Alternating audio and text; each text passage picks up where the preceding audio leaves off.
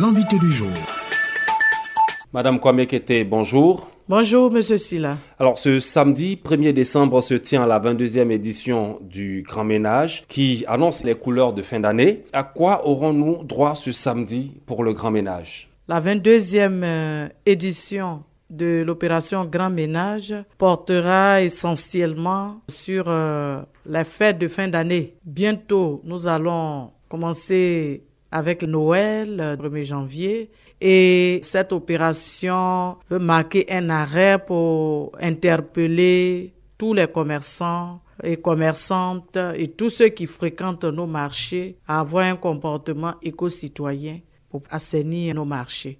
Alors, le mois de décembre, il y a beaucoup de mouvements. Vous avez parlé des fêtes de fin d'année. Alors, ces fêtes approchent et on a remarqué que c'est pendant cette période-là qu'il y a beaucoup de gaspillage, beaucoup de déchets solides, ménagers et assimilés qui sont produits. Comment faire en sorte que Abidjan et même les villes de l'intérieur soient propres pendant cette période? Madame Anne-Désirée Oloto, ministre de l'Assainissement et de la Salubrité, dans sa vision de réorganiser la gestion des déchets, a entrepris des réformes. Et ces nouveaux camions que vous voyez et tout ce qui accompagne, parce que maintenant, on ne ramasse pas parce qu'il faut ramasser. En même temps qu'on collecte, on rend l'environnement propre, on nettoie. Auparavant, quand on ramasse, on enlève les ordures. Quand vous passez, c'est comme si rien n'était fait. Et on va amener la population à adopter de bons comportements. Alors, l'État joue sa part, des sacrifices sont consentis en mettant ces engins à disposition. Quelle doit être la part des populations dans ce nouveau système? La part des populations, c'est de respecter les horaires.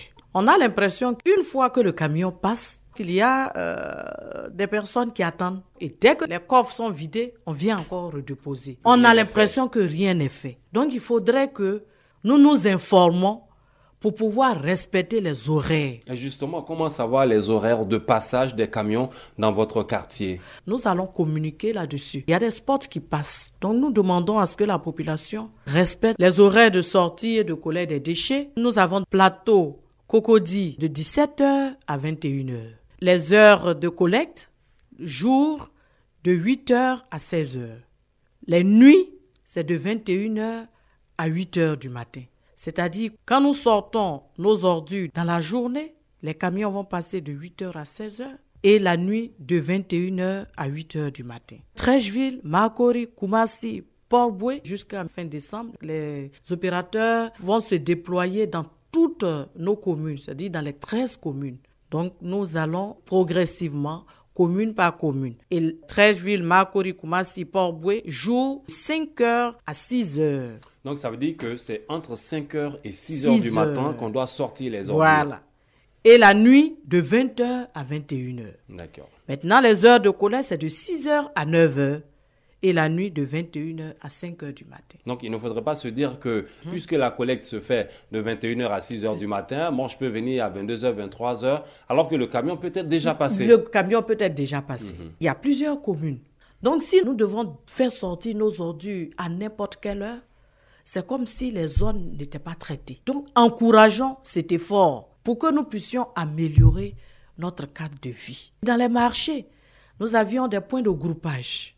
Et nous demandons à nos commerçants de libérer les voies où les camions peuvent passer, ou même les précollecteurs qui passent avec les brouettes pour recueillir tout ce qui est déchets. Une fois que c'est bien conditionné, on dépose au point de groupage. Quand le camion vient, une fois que les déchets sont bien conditionnés dans nos sacs poubelles, le travail est rapide.